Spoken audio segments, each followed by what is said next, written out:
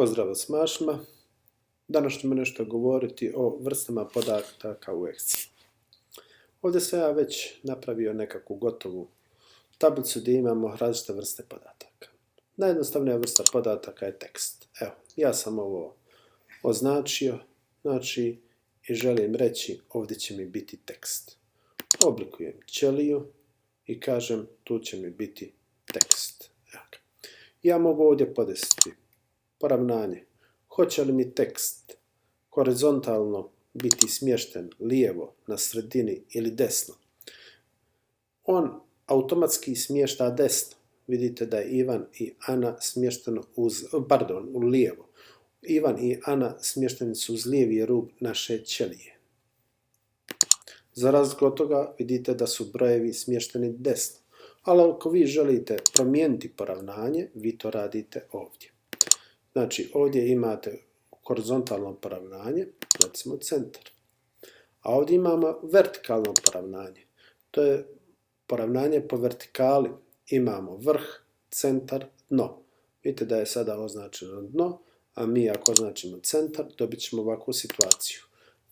Vidite da je ono pomjerno sad u sredini, ali vertikalno poravnanje tek je vidljivo ako promijenimo visinu naše ćelije i vidimo sada da je točno smješteno i po vertikali, točno na sredini. Ovaj ovdje tip podataka, to je broj, cijeli broj. Mi znači označimo određene ćelije. Ako želimo tu smještati cijeli broj, označimo ćelije, oblikujemo ćelije, na engleski format cells, i kažemo ovdje će nam biti number, broj. Broj koji ima 0 decimalnih mjesta. Time smo rekli da će to biti cijeli broj. Ovo želimo da nam bude decimalan broj. Oblikovat ćemo ćelije i reći neka to bude decimalan broj koji ima recimo 3 decimalna mjesta.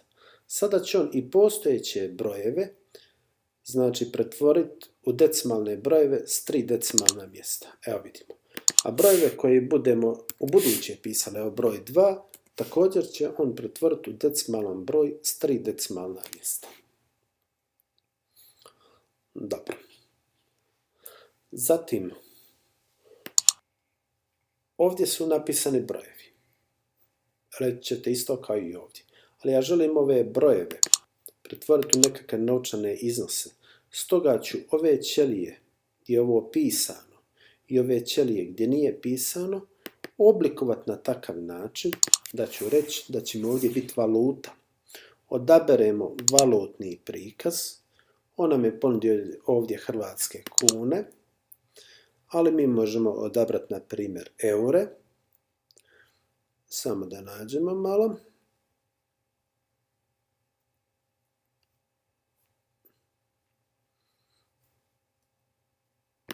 Evo, nije bitno. Evo ga, euri. U redu. 2 decimalna mjesta bit će u broju eura. U redu.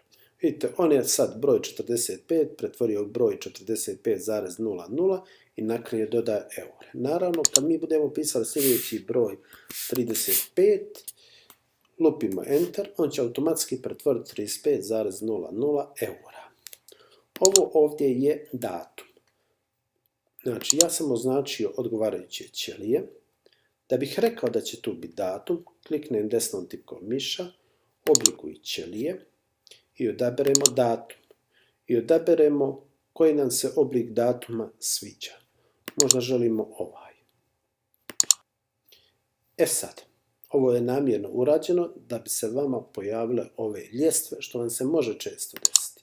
Zato raširimo širinu ove kolumne, odnosno stupca, i vidimo da će sada biti u redu.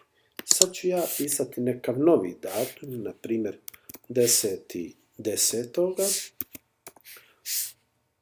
2008, lupim enter, on je to pretvorio u odgovarajući format. Inače, za vašu informaciju, on sa datumima radi kao sa brojevima. Pri čemu datum 1.1. 1900. godine tretira kao broj 1, a drugi prvoga 1900. godine tretira kao broj 2 i tako redom. Tako da i današnji datum tretira kao neki broj. U biti da je to tako, mi to vrlo lako možemo saznati.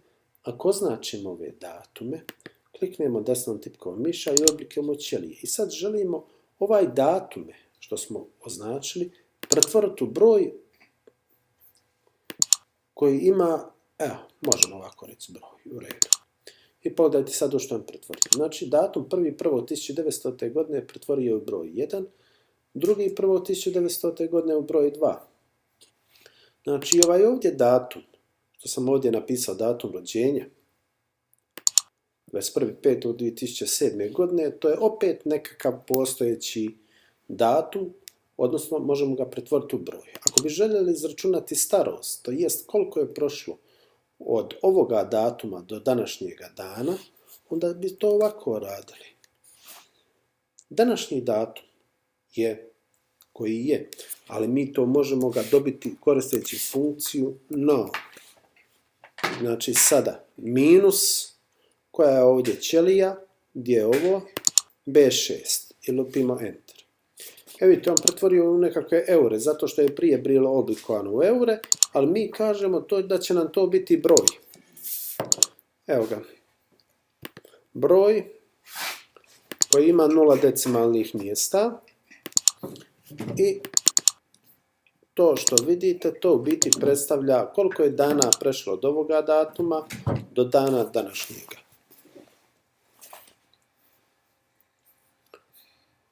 Zatim, vrsta podataka. Ovdje imamo vrijeme. Evo sad ćemo napisati neko novo vrijeme, recimo 12 sati. A sad ćemo napisati 6 sati.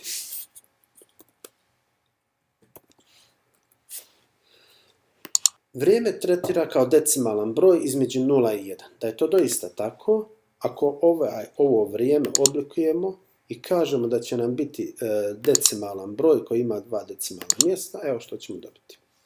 Ovo je datum, ovo je vrijeme 12 sati, a ovo je vrijeme 6 sati.